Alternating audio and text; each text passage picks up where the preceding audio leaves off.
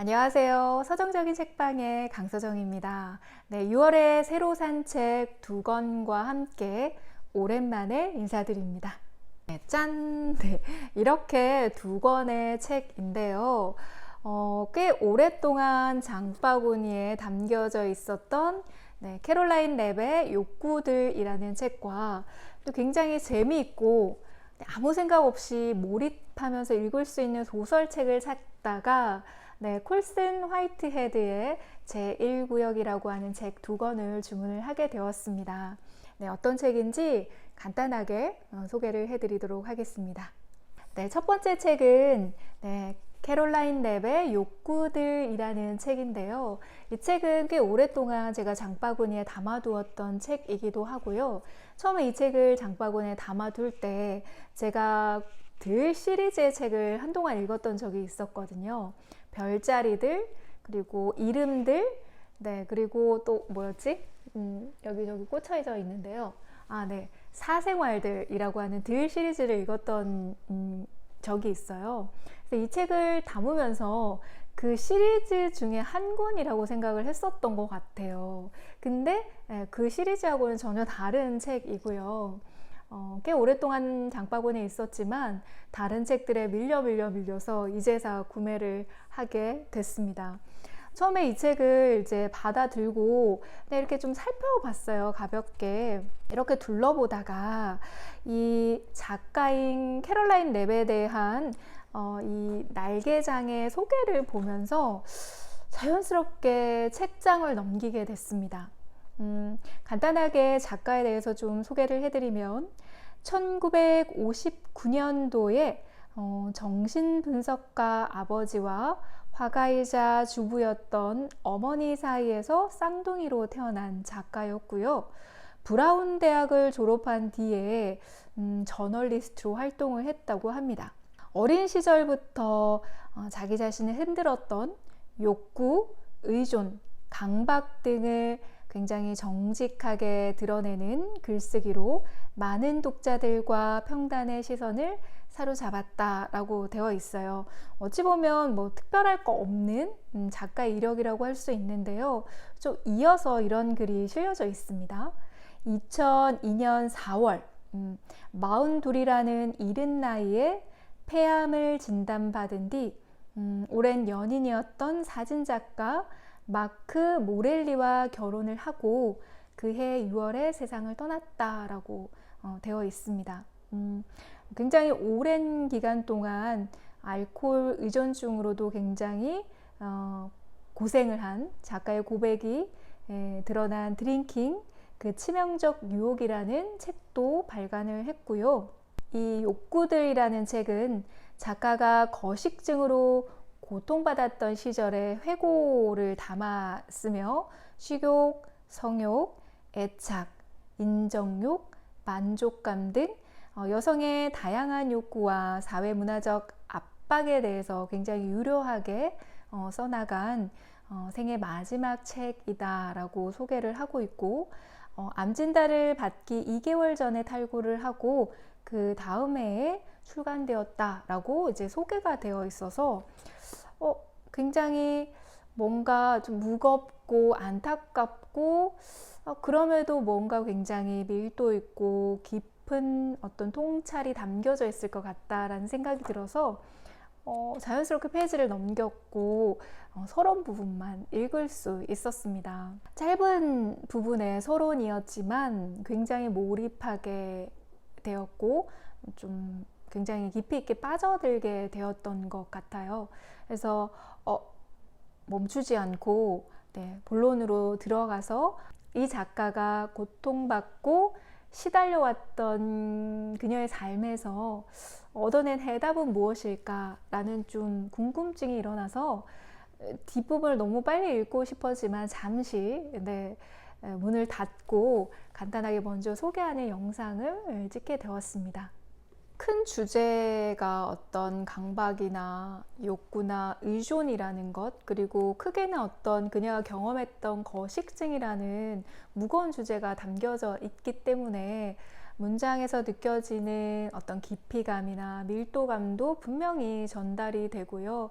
그럼에도 불구하고 오랫동안 저널리스트로 활동을 했고 굉장히 솔직하고 진솔한 글을 써왔던 작가이기 때문에 그래서의 어떤 유련과 세련됨도 느낄 수가 있었던 것 같아요. 그리고 뭔가 조금은 스스로 자신을 고통스럽게 만들어가는 삶을 살았던 작가임에도 불구하고 글의 표현에서 중간중간에 굉장히 유쾌하고 익살스럽고 재치 있는 표현들도 있어서 작가의 매력에 조금 더 빠져들게 만들었던 책이기도 한 것 같아요.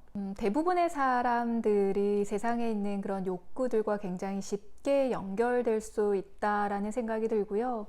또 단순하게 쾌락으로 끝나는 경우도 굉장히 많지만 작가는 굉장히 깊이 있게 이 욕구에 대한 문제를 들여다보고 스스로 그거를 떨쳐내기 위한 방법으로 어떻게 보면 너무나도 지독하고 고통스러운 방법을 선택했다라고 할 수 있을 것 같아요. 극단적으로 굶는다라는 것, 그리고 굶는다라고 하는 그 행위 안에서 내면에서 그동안 느껴왔던 허기들을 하나하나 채워나가고 단단해져 가고 또 그런 것들을 내가 지켜내고 이겨냈다라는 것에서 어떤 희열과 어떤 만족감도 얻어내기도 했던 것 같아요. 저를 비롯한 많은 여성들이 시기와 관련되어 있는 부분에 있어서 자유롭지가 못하다고 생각을 하거든요.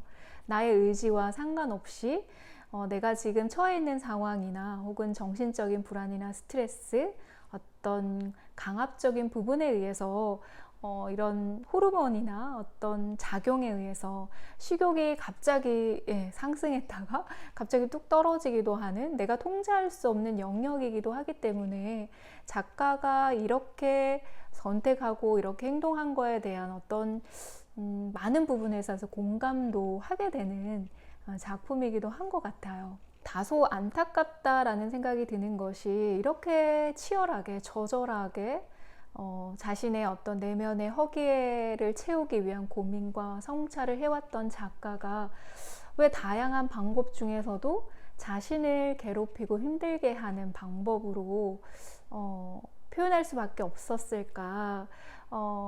다른 방법으로 좀 건강하게 해결할 수는 없었을까 하는 안타까움도 조금 들었고요. 그것이 그렇게 오랫동안 지속되지 않았다면 좀 더 긴 시간을 영위하면서 행복하게 조금 더 행복한 삶을 누리지 않았을까 하는 생각도 하게 됐던 것 같아요. 대부분의 사람들이 뭔가 내가 원하는 대로 성취하지 못하거나 만족감을 얻지 못할 때 가장 쉽게 접근할 수 있는 것이 자기를 비난하거나 자기를 괴롭히는 것이라고 하거든요. 제가 하고 있는 마음챙김 자기연민에서는 이것을 굉장히 당연한 것으로 보고 있어요. 인간이기 때문에 가지고 있는 모든 인간이 경험할 수밖에 없는 인간 경험의 보편성이다 라는 것을 인정하고, 하지만 그 비난을 멈추고 내가 힘들거나 고립되거나 불만이 쌓이거나 화가 났을 때에 나에게 비난의 화살을 꽂는 것이 아니라 그 순간 내가 어떤 감정과 감각을 가지고 있는지 있는 그대로 바라보는 알아차림을 통해서 지금 내가 가장 필요한 것이 무엇인가 라고 질문을 하면서 내게 필요한 것을 해주는 거예요. 뭔가 위로받고 싶고 뭔가 인정받고 싶고 나는 괜찮다라는 이야기를 듣고 싶은데 그 말을 해줄 수 있는 사람을 찾기가 굉장히 어렵잖아요. 스스로 내가 필요한 때 필요한 이야기와 필요한 어떤 따뜻함의 보살핌을 주는 것이 마음챙김 자기연민이거든요. 괜찮아. 너는 잘하고 있어. 너는 참 괜찮은 사람이야. 괜찮아. 누구나 다 경험하는 거야. 너는 아주 잘 해낼 수 있어 라고 하는 내게 필요한 따뜻한 보듬어 줄 수 있는 말들을 스스로에게 해주는 거죠. 그래서 지금 작가의 삶을 조금 들여다보았지만 그런 부분이 조금 안타깝다라는 생각도 하게 되는 것 같아요. 제가 또 서로 부분에서 조금 인상적이었던 것은 작가가 자꾸 메모를 해두었는데요. 작가가 선택했던 삶과 르누아르 작품에서 표현되어 있는 여성의 어떤 특징들을 대조하면서 이야기하는 부분이 있었는데요. 작가 자신은 162cm의 키에 몸무게가 37kg에 달하는 뼈가 앙상하게 드러나는 몸을 선택을 했는데, 르누아르 작품 속의 여성들의 욕구는 굉장히 풍요롭고 낭만적이고 때로는 강렬하게 그려지고, 또 여자의 존재의 핵심은 쾌락적인 감각에 굉장히 맞춰져 있다 라는 어떤 이야기를 하면서 르누아르 그림을 보았을 때 우리가 느끼는 그런 어떤 안정감, 평화로움, 낭만적임이라고 하는 것과 대조적인 자신의 삶을 이 표현으로 좀 더 극명하게 드러낸 것이 서론 부분에 있어서 전 좀 굉장히 강하게 다가왔었고, 이후에 마지막 서론 부분에 이런 이야기를 하거든요. 나에게 좋은 하루란 고립과 완벽주의와 자기징벌과 관련된 내 최악의 충돌들에 성공적으로 저항했음을 의미하고, 그 대신 재미와 생산성과 연결성 사이에 적당한 균형을 찾았음을 의미한다. 좋은 날들로 향해 가는 내 길을 찾기 위해 더욱 힘을 북돋는 방식으로 안녕을 정의하기 위해 나는 점진적으로 그리고 자주 고통을 참아가며 르누아르가 가리키는 방향으로 기어갔다. 충족될 자유를 향한 16년간의 느린 걸음이었다 라고 서론의 마지막 부분에 남겨둔 글인데요. 이 글을 읽으면서 그렇다면 캐롤라인 랩은 그동안 지독하게 고통 속에 놓아두었던 자신을 해방시킬 수 있는, 그리고 좀 더 그런 욕구들이나 자신의 어떤 내면의 허기를 채울 수 있는 건강한 방법을 찾았을까 하는 의문이 들더라고요. 그래서 그것이 무엇이었을까? 캐롤라인 랩이 찾아낸 그 해답을 우리 본론이나 마지막 부분에서 내가 발견할 수 있을까라고 하는 약간의 기대감도 상승하면서 빨리 본론으로 들어가고 싶은 마음을 일으켰던 문장이기도 했습니다. 여기까지 간단하게 소개를 해드리고요. 캐롤라인 랩이 진정 이야기하고 싶었던 것들이 무엇인지 찬찬히 읽어가면서 나머지 리뷰는 제 인스타그램에 남겨놓도록 하겠습니다. 참고해 주시면 좋을 것 같습니다. 네, 두 번째로 소개해드릴 책은 콜슨 화이트헤드의 제1구역이라고 하는 소설책입니다. 제가 소설을 굉장히 좋아하고요. 아무 생각 없이 정말 몰입하면서 빠져들게 만드는 재미있는 소설책 읽고 싶다라는 생각을 했던 것 같아요. 날씨가 점점 무더워지기 시작하기 때문일 수도 있을 것 같은데요. 최근에 읽었던 굉장히 재미있게 빠져들면서 읽었던 책은 여기 꽂혀져 있을 텐데요. 네, 어디 있을까요? 네, 여기 히라노 게이치로의 공백을 채워라. 너무너무 재미있게 읽었었고요. 그 겨울의 일주일, 이것도 저는 굉장히 재미있게 읽었어요.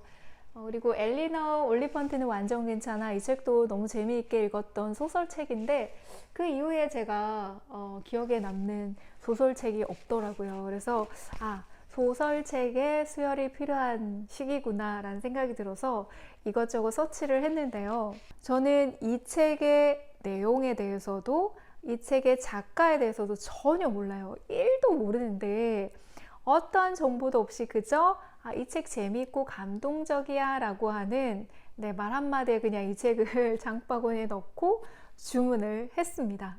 정말 간단한 이 책의 줄거리를 이야기해드리면, 인류에게 치명적인 전염병으로 거대한 종말을 맞이하게 된 세상과 그 세상 이후의 삶을 그려낸 아포칼립스 픽션이라고 할 수 있을 것 같아요. 아포칼립스라고 하는 단어에 좀 꽂혔던 것 같아요. 어떤 디스토피아적인 스토리를 좀 좋아하는 편이고요. 거기 안에서 드러나는, 빛나는 어떤 감동이나 깨달음이나 어떤 성찰이나 통찰이 전 더 깊고 더 대단하고 더 완성적이라고 생각하는 사람이기 때문인 것 같은데요. 그래서 그 부분에 있어서 이 책은 재밌을 것 같다라는 생각을 하게 됐고요. 전염병이라고 하는 것이 지금 우리의 지금 시대상하고도 굉장히 잘 맞아떨어진다라는 생각이 들어서 어떤 전염병으로 인해서 세상의 종말을 맞이하게 되고 그 종말 이후의 삶을 어떻게 그려냈는지 또 굉장히 또 궁금해지는 책이더라고요. 그래서 제가 아무 생각 없이 바로 주문을 하게 됐습니다. 이 책에 대해서 더 이상 해드릴 수 있는 정보가 저에게는 하나도 없는데 작가에 대해서 좀 간단하게 이야기를 해드리면 콜슨 화이트헤드, 1969년 미국 뉴욕 맨하튼에서 나고 자랐다. 하버드 대학을 졸업을 했고요. 직관주의자, 그리고 존 헨리의 나날들, 이 작품으로는 플리처상 최종 후보에도 올랐다고 하네요. 그리고 더 로드, 그리고 제1구역 등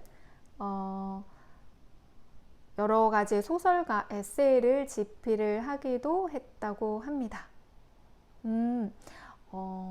굉장히 유명한 소설은 언더그라운드 레일로드라고 하는 작품인 것 같고요. 2017년도에 플리처상, 그리고 앤드류 카네기 메달, 아서 클라크상 등을 수상을 하기도 하셨네요. 굉장히 유명한 작가이기도 하네요. 언더그라운드 레일로드라는 작품도 그럼 궁금해지는데요. 네. 뭐 이 정도로 작가 소개를 좀 해드리고요. 일단은 정보가 많이 없어서 재밌을 것이다 라고 하는 기대를 가지고 주문한 책이고요. 이 책 역시 좀 뜨거워지기 시작하는 여름에 좀 잘 어울리지 않을까 라는 생각이 들어서 재미있게 읽고 나서 역시 마찬가지로 제 인스타그램에 간단한 리뷰도 남겨보도록 하겠습니다. 봄에 이어서 여름으로 지나가고 있는, 아니면 이미 여름이 온 것 같은 무더운 날씨가 계속되고 있습니다. 건강 유의하시고요. 언제나 책과 함께 휴식하시고 힐링하셨으면 좋겠습니다. 감사합니다.